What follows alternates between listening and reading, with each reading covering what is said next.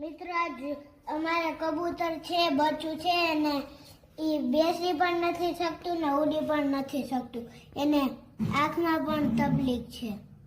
જોવો નાનું બચ્ચું છે નહીં? હા, એને ચેપડા હતા, અમે કાઢી લીધા. હાથેથી ખવડાવવું પડે. એને હાથેથી ખવડાવવું પડે છે નહીં? ખાઈ પણ નથી શકતું, એટલે એની ચાંચ ખોલીને અમે ખવડાવીએ છીએ. જોઈએ હવે એને કેટલા દિવસમાં સારું થઈ જાય. જો આ રીતે બેસી નથી શકતું અને ઉડવામાં પણ તકલીફ છે. મને ઉડાવ